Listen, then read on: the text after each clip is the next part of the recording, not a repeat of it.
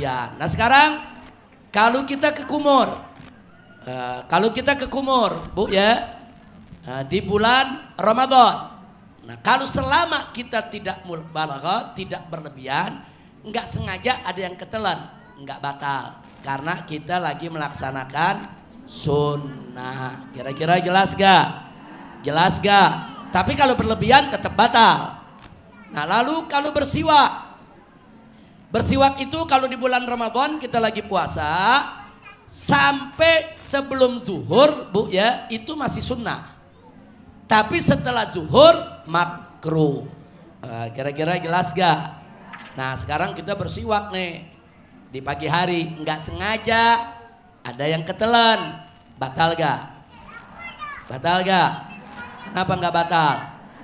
Karena kita menjalankan sunnah dan tidak sengaja. Tapi kalau setelah zuhur kita bersiwak, nggak sengaja ketelan, batal. Kenapa batal? Itu namanya bukan nggak sengaja, itu namanya teledor. Loh kok teledor? Udah makruh dia kerjain. Nah, kira-kira jelas gak? Kan udah tahu makruh, kenapa dia kerjain?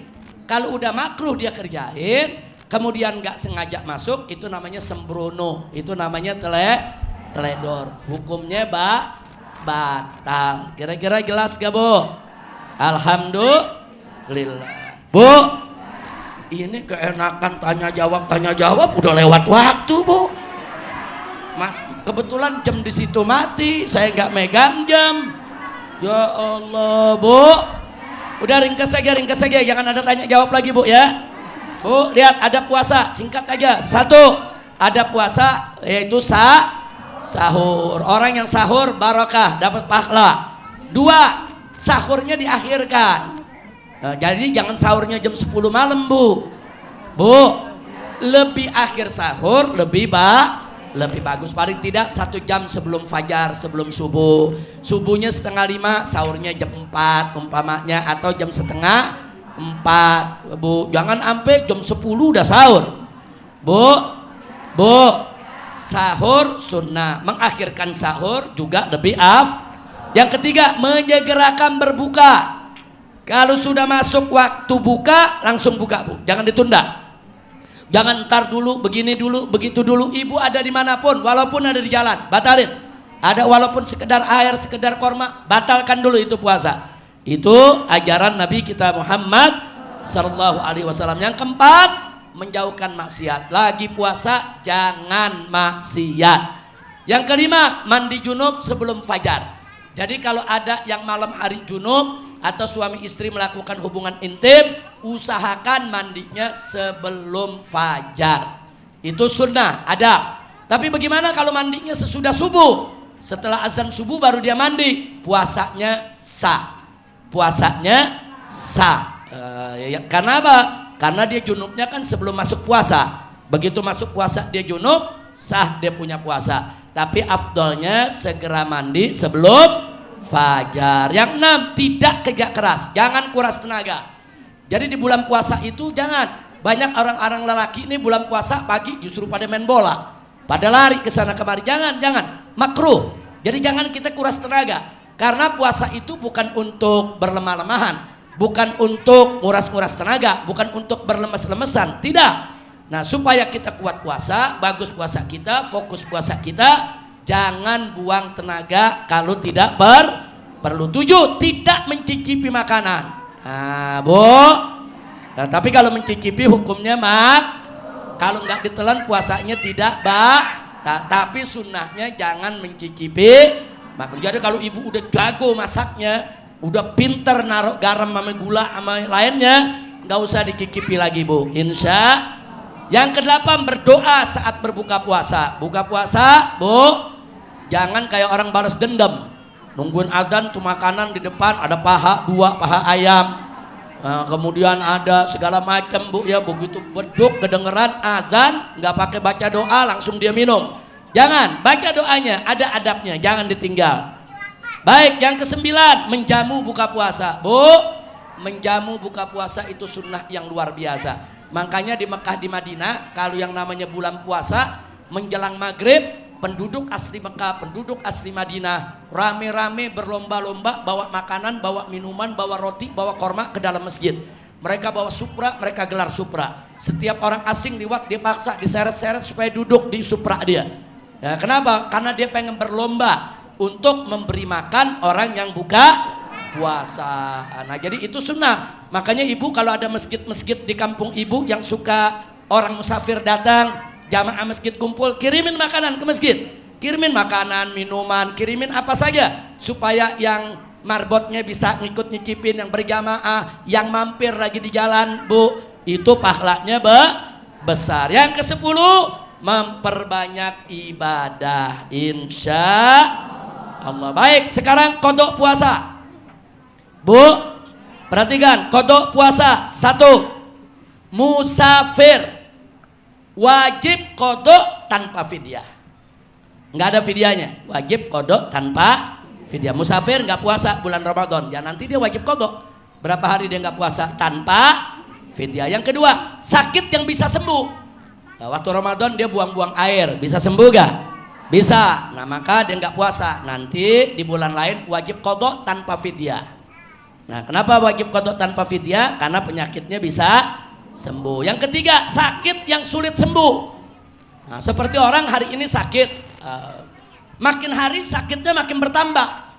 Nah, seperti orang yang sakit kanker lambung umpamanya, atau kanker usus umpamanya, makin hari makin rusak, makin hari makin sulit untuk sembuh, makin hari makin gak kuat. Maka yang begini, Bu ya, yang begini nih yang sulit sembuh, wajib fidyah tanpa qadha. Ya, cukup dia bayar fidyah saja, tidak perlu bayar qadha. Kemudian yang tua renta, yang tadi kita cerita, Bu. Nah itu kalau dia udah nggak mampu puasa, nggak usah puasa, cukup bayar fidyah tanpa qadha. Perharinya bayar aja fidyah. Mau bayar fidyah per hari boleh, mau sekaligus sebulan juga boleh, mau bayar di awal boleh, mau bayar di akhir juga boleh. Kemudian yang berikutnya, perempuan yang hamil dan menyusui, ini sama nih, Bu. Perempuan yang hamil dan menyusui, mereka boleh tidak puasa. Lalu mana yang wajib, fidyah atau qadha atau bagaimana? Perhatikan, jika khawatir akan dirinya wajib qadha tanpa fidyah. Ada ibu hamil atau ibu menyusui ditanya, ibu kenapa nggak puasa? Ya saya khawatir nanti saya sakit. Saya lagi hamil saya puasa, saya lagi menyusui saya puasa, nanti saya ingin sakit. Kalau dia khawatir dirinya sakit, Bu ya, dia dianggap sebagai orang sakit, sehingga wajib qadha tanpa fidyah. Kira-kira jelas gak? Tapi kalau tuh ibu jawab, ya saya sih kuat, saya mau puasa sebulan juga nggak apa-apa walaupun hamil, saya mau apa puasa sebulan walaupun nyusui nggak apa-apa, cuman saya khawatir anak saya khawatir nanti janin saya terganggu, nanti janin saya lahir nggak sehat, atau saya khawatir bayi yang saya susui kesian, nanti dia kekurangan susu. Nah maka itu saya nggak puasa. Dia khawatir bayinya, bukan dirinya. Maka dia dikategorikan orang sehat yang nggak puasa, bukan orang sakit. Sehingga dia wajib bayar fidyah dan wajib qadha. Qadha juga, fidyah juga. Kira-kira jelas gak? Paham semua? Alhamdulillah. Baik, ini yang terakhir.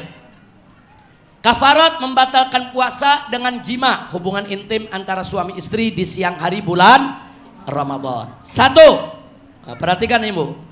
Di sini ada kalimat barang siapa pria wajib puasa dengan tahu dan sengaja membatalkan puasa Ramadan dengan jima, maka terkena kafarah. Kafarahnya itu puasa 60 hari berturut-turut. Kalau dia udah puasa 55 hari, besoknya dia nggak puasa, sengaja ulangin lagi dari awal. Kecuali kalau besoknya dia sakit, nggak apa-apa. Kira-kira jelas gak? Nah ini siapa yang kena kafarah? 1, pelakunya pria, wanita nggak kena. Yang kena pria, wanita nggak kena. Jelas Bu ya? Jangan mentang-mentang nggak kena goda laki. Kesian lakinya Bu, 2 bulan. Yang kedua, kondisi si pria tadi wajib puasa, bukan yang lagi nggak wajib. Kalau si pria tadi sakit, dia nggak wajib puasa, tapi dia paksain puasa. Kemudian dia melakukan hubungan intim Bu, dia nggak kena kafarah. Karena puasanya bukan puasa sedang dalam posisi wajib. Nah, seperti orang musafir nggak wajib. Nah, kira-kira jelas gak? 3, tahu hukum. Nah, kalau dia nggak pernah ngaji, dia nggak tahu tuh hukumnya seperti itu, belum kena kafarah. Jadi kalau dia nggak tahu, ya kasih tahu. Nah, kalau udah tahu, kena kafarahnya. Jelas? Yang keempat, sengaja. Nah, kalau nggak sengaja, istrinya lupa, suaminya lupa. Nah, kali awal Ramadan bu, sama-sama lupa, nggak ada ngingetin. Udah selesai baru inget, oh iya ini Ramadan kan. Nah, saya tanya, sengaja gak tuh? Nggak sengaja. Yang nggak sengaja nggak kena kafar. Yang sengaja kena. 5, pembatalan puasanya dengan jima. Jadi memang dia lagi puasa, kemudian dilakukan hubungan intim, jadi puasanya batal karena hubungan intim, itu yang terkena kafarah. Tapi kalau dia dari tadi dia sudah buka puasa, dia udah makan, dia udah minum, dia sengaja nggak puasa, tahu-tahu dia melakukan hubungan intim, nggak kena kafarah. Kenapa? Karena dia tidak membatalkan puasa dengan jima, tapi dia membatalkan puasa dengan makan dan minum. Tapi membatalkan puasa dengan hubungan intim, itu yang kena kafarah. Yang keenam, puasanya di bulan Ramadan. Jadi kalau dia lakukan itu lagi qadha di bulan lain, qadha Ramadan, dia lakukan hubungan intim, nggak kena kafarah. Kafarah ini berlaku di bulan Ramadan. Kira-kira jelas bu? Nah, itulah pelajaran kita untuk hari ini, mudah-mudahan manfaat. Yang terakhir, kalau ada yang punya utang puasa Ramadan yang lalu, dia belum masih ada utang puasa, tolong segera bayarkan puasanya. Ada yang bilang ini udah masuk nisfu Sya'ban, masih boleh gak untuk bayar qadha? Boleh, sampai sebelum masuk Ramadan. Ibu kalau punya utang puasa, buru-buru beresin sebelum masuk Ramadan. Kalau terlanjur masuk Ramadan belum bayar juga, maka di bulan berikutnya nanti ibu terkena qadha dan terkena fidyah. Kalau tahun kemarin nggak puasa karena haid umpamanya, sampai ketemu Ramadan belum bayar, maka di bulan berikutnya nanti dia bayar qadha juga, fidyah juga. Terus ketemu Ramadannya berikut lagi nggak bayar lagi sampai 2 Ramadan, maka qadhanya tetap 1, fidyahnya jadi 2. 3 tahun dia nggak bayar, fidyahnya kali 3. 10 tahun dia malas bayar, fidyahnya kali 10. Jelas gak bu? Bu, jelas bu. Jadi yang dikali lipat apanya? Qadhanya tetap gak? Tetap. Jelas bu ya? Nah, itu yang bisa kita sampaikan, mudah-mudahan manfaat untuk kita semua. Silakan Habib Hanif dan Habib Muhammad baca ya Rabbana Tarafna. Maaf bu, karena waktunya memang sengaja kita kejar dalam penutupan ini supaya ibu-ibu punya bekal menghadapi bulan Ramadan. Nah, saya mau tanya, kira-kira pelajaran hari ini jelas tidak? Nanti Ramadan bisa diamalkan tidak? Insya Allah. Nanti kalau ibu-ibu punya pertanyaan di bulan Ramadan, tanya aja kepada anak-anak saya, salah satu siapa saja, kirim WA ke mereka, nanti kita akan jawab insya Allah. Itu saja, terima kasih. Wassalamualaikum warahmatullahi wabarakatuh.